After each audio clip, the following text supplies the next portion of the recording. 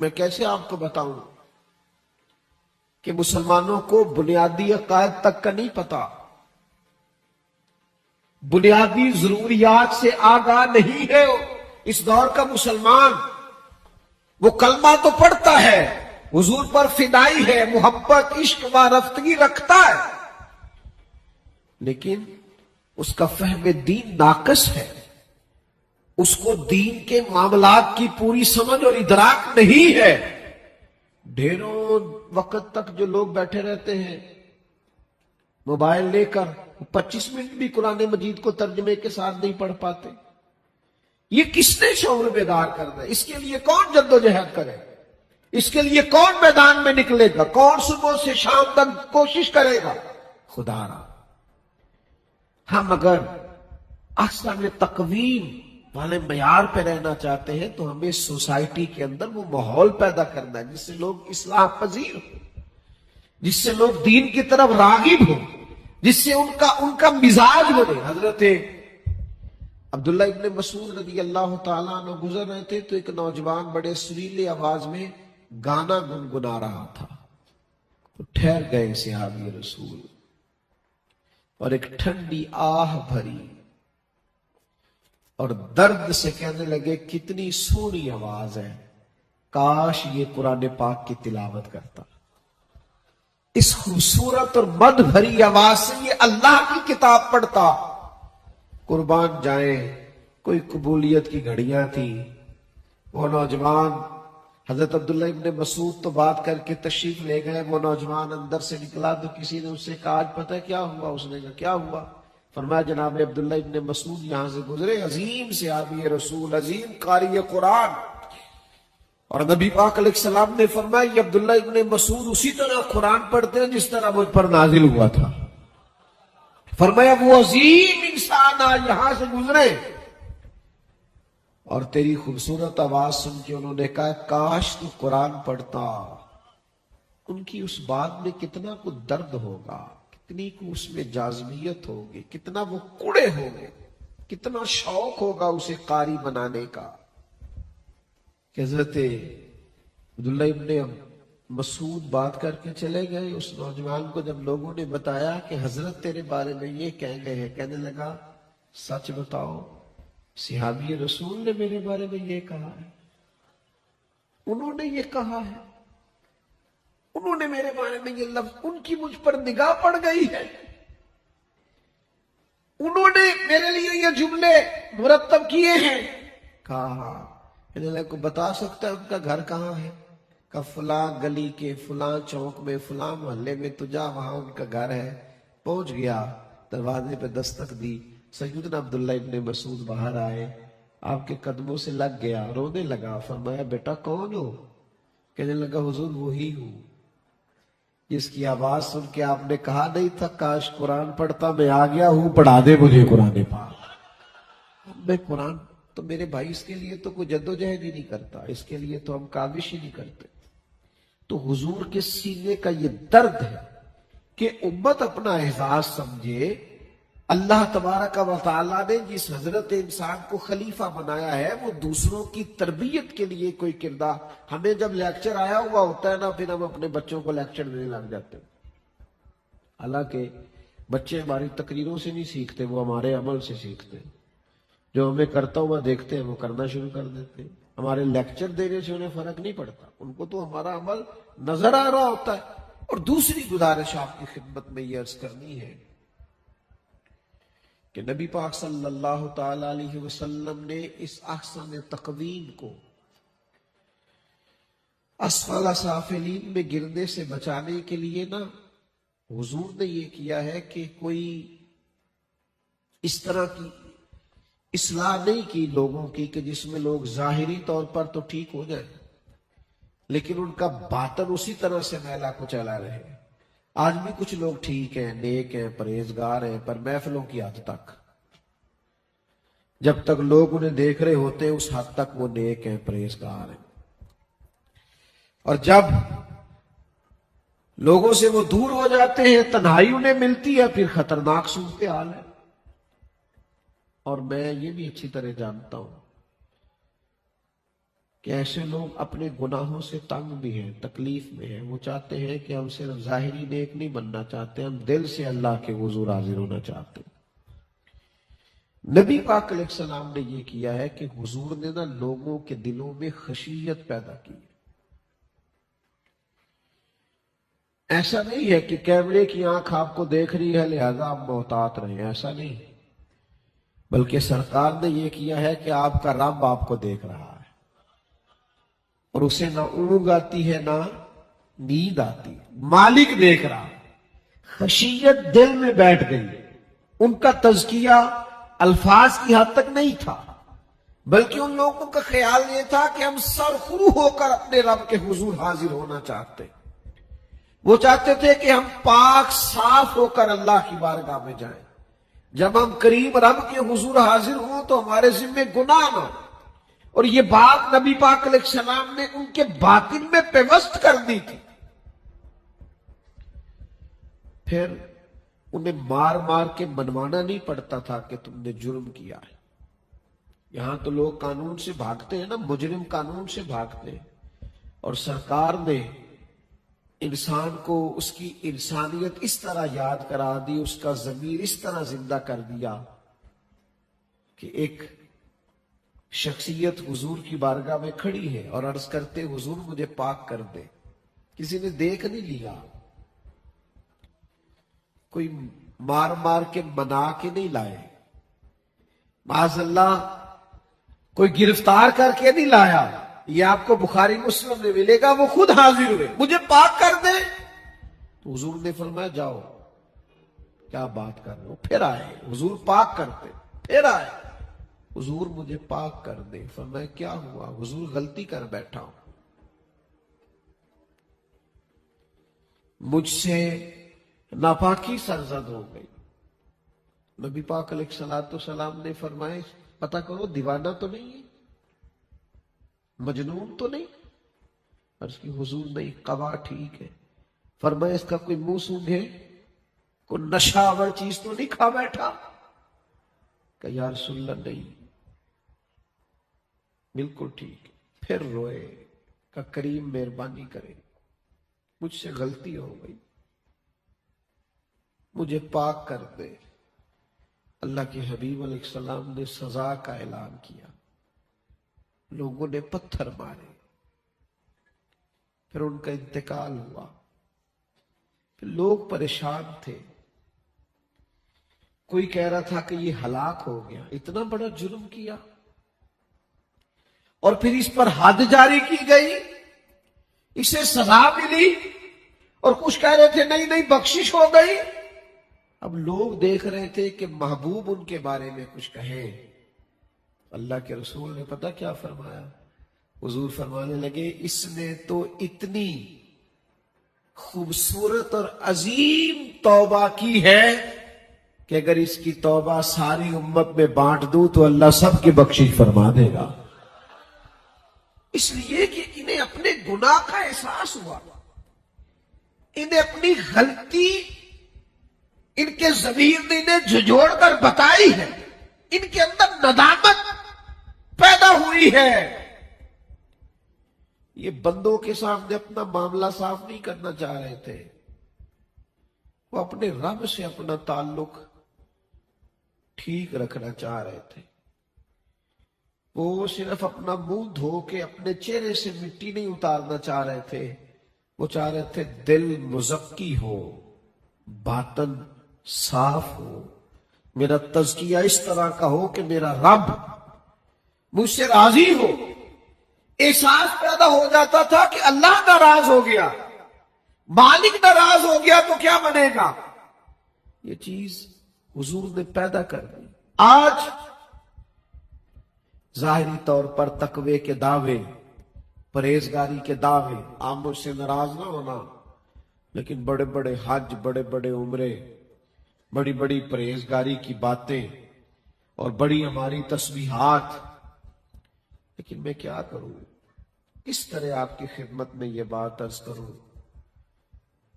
کہ بڑے بڑے دین کے دعوے کرنے والے اخلاقی کمزوریوں کا شکار، زبان سے انگارے बरसाने वाले लोग और बड़े बड़े दावे मोहब्बत के करने वाले और बड़े बड़े कसरत से हज उम्रे करने वाले तकब्बुर में मुब्तला, इल्ला माशाअल्लाह, दूसरों को हकीर जानना, कमतर समझना, ये आपके हज ने आपको सिखाया, ये आपके उम्रे ने आपको सिखाया।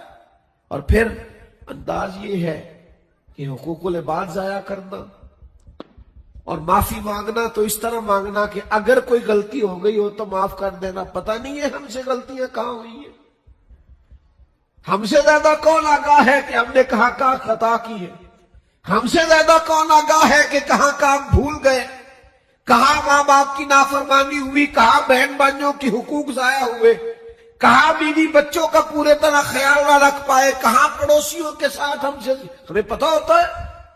जानबूझकर झूठ बोलते हैं अपने आप से, अपनी जात से धोखा करते हैं, सब खबर होती है कि मैंने अपनी ड्यूटी कहा सही तौर पर सरअंजाम नहीं दी, मेरे जो जिम्मेदारी थी मैंने पूरी अदा नहीं की। मुझे याद है उस टीचर का खुद लिखा हुआ मजमून। एक टीचर कहते हैं मैंने अपने शागिर्द से शिकवा किया, मैंने कहा तू मेरा एहतराम नहीं करता, तुझे शर्म आनी चाहिए। तो उसने कहा उस्ताद साहब मैं उन लफ्जों से तो आपसे गुफ्तगू नहीं कर सकता जो आपने मेरे बारे में अदा की है, पर सच बताइएगा आप क्लास में पाबंदी से पढ़ाते रहे हैं? आप जिस चीज की तनख्वाह लेते थे, जिस जिम्मेदारी, मुझसे तो एहतराम का मुतालबा है आपका, मैं अपनी गलती मानता हूं, पर यह बताइए जिस मसलक पर आप बैठे थे और जो वादा और जो आहद करके बैठे थे वो आपने पूरा किया? नहीं करते लोग। जिम्मेदारियां जो दी जाती है वो जिम्मेदारियों का एहसास नहीं करते, वो ड्यूटी नहीं करते। नतीजा ये है कि अपने लिए लोग हुकूक मांगते। तो याद रखिएगा नबी पाक अलैहिस्सलाम ने वो तज़किया किया है लोगों का कि ज़मीर बेदार किए, बातन में रोशनी पैदा की कि तू सिर्फ थोड़ी देर लोगों के सामने नेक होने की अदाकारी ना करे, बल्कि तेरा बातन अब से रब से जुड़ा हुआ हो, तेरे अंदर से आवाज उठे। कबीला गामदिया की एक खातून हुजूर के बारगाह में हाजिर हुई और उन्होंने अर्ज की या रसूलल्लाह मुझे पाक कर दे। तो नबी पाक अलैहिस्सलाम ने मोड़ दिया वापस, अर्ज की हुजूर मुझसे बड़ी गलती हुई है, मेरे पेट में नाजायज बच्चा है, मुझे पाक कर दे। हुजूर ने 2 सिपाही नहीं साथ भेजे कि इसकी निगरानी करना कहीं भाग नहीं, उसे पता था मुझे संसार किया जाएगा, मुझ पर हद जारी होगी, मुझे मार डाला जाएगा इस जुर्म की पादाश में। लेकिन 2 सिपाही नहीं हुजूर ने साथ भेजे, फरमाया जा अगर तेरे पेट में बच्चा है तो बच्चा पैदा होने पे आना। बच्चा पैदा होने के बाद कपड़े में लपेट के लाई, हुजूर ये बच्चा है मुझे पाक कर दे। मैंने कहा कोई इसे मार मार के बनवा के नहीं लाया। नबी पाक अलैहिस्सलाम ने लोगों का तज़किया इस तरह किया है कि ज़मीर बेदार कर दी।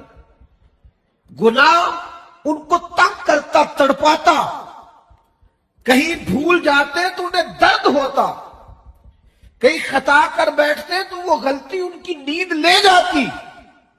लेकिन आज बड़े बड़े पाप करके लोग आराम की नींद सोते, बड़े बड़े जुर्म करके लोग उसके हक में दलीलें देते फिरते, गवाहियां देते हैं, कहते नहीं नहीं सारी दुनिया करती है तो रिवाज हो गया है, अब ये बात जुर्म है ही नहीं। उस खातून ने कहा हुजूर बच्चा पैदा हो गया, करीम फरमाने लगे इसे वापस ले जा, दूध पिला, जब रोटी खाने लगे फिर आना। वो फिर आई कुछ अरसे के बाद और बच्चे के हाथ में रोटी का टुकड़ा था और गोया रोई पड़ी, हुजूर मेहरबानी कर दे, मुझे पाक कर दे। कि बच्चा रोटी खाने लगा है। अल्लाह के हबीब ने वो बच्चा एक सहाबी के सुपुर्द किया परवरिश के लिए, और फिर फरमाया करीम महबूब अलैहिस्सलाम ने कि इसे ले जाओ और इसको सजा दो। उसे भी सजा दी गई, उसका भी इंतकाल हो गया। पर सहाबा फरमाते हैं पता उसका एजाज क्या था? फिर उसे गुस्ल दिया गया और जनाजा उसका मदीने वाले महबूब ने पढ़ाया। نبی کریم نے جنازہ پڑھایا حضور نے. کیوں؟ اس لیے کہ وہ جو اس کے اندر توبہ کا احساس ہے، وہ جو اس نے ندامت کی ہے کہ میں بھول گئی، مجھے اللہ کے ساتھ اپنا معاملہ درست کرنا ہے. کیا کروں میں؟ کیسے آپ سے عرض کروں کہ ہم سب کو راضی کرنے کے چکر میں ہیں، سب کو خوش رکھنے کے چکر میں، اور تھک گئے ہیں لوگوں کو خوش کرتے کرتے. لیکن ایک ذرا سی غلطی ہوئی نہیں کہ لوگ تو کہتے ہو خو تو شروع سے ہی ایسا ہے. ایک ذرا سی خطا ہوئی نہیں، ذرا سا کسی کے مفادات کو چوٹ پہنچی نہیں کہ لوگ پھینک دیتے. ہم اپنے اللہ کے ساتھ اپنا معاملہ درست نہیں کرتے.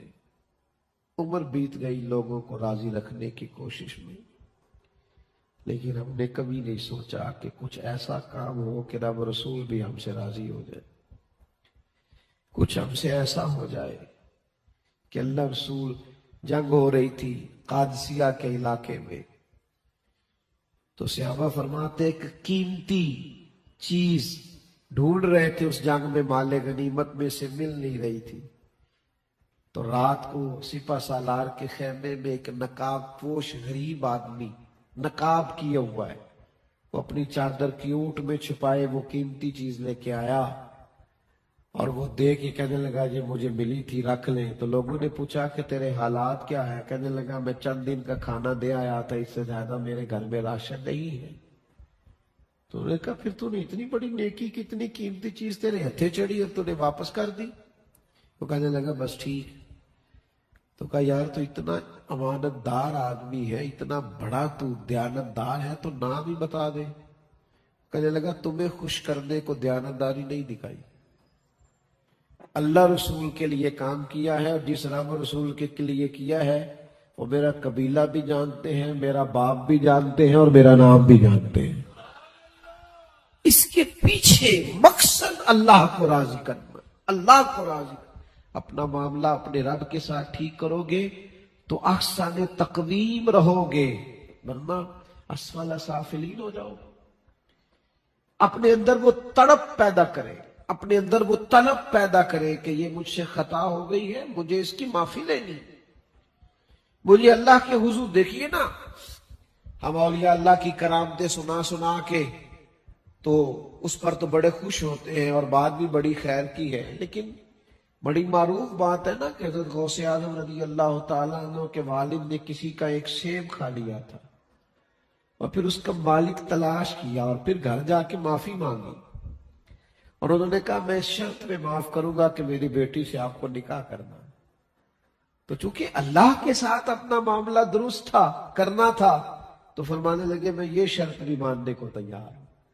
وہ تو بعد میں پتا چلا کہ اس نیکی کے عوض اللہ نے جو مجھے اہلیہ دی ہے وہ کل کو عبد القادر جیلانی کی ماں بننے والی ہے. تو بھائی یاد رکھیے گا کہ اپنے معاملات کو دیکھیں اللہ رسول کے ساتھ. میں آپ سے عرض کروں، رب جب زندگی میں آسانیاں پیدا کرتا ہے نا پھر کوئی دشواری نہیں رہتی، اور اگر کریم رب کو منظور نہ ہو تو ساری دنیا بھی ساتھ چلے تو انسان کے لیے آسانیاں ہو سکتی. تو پھر کرنے کا کام یہ ہے کہ اللہ کو راضی کرو، اللہ کو راضی کرو، اللہ کو راضی کرو.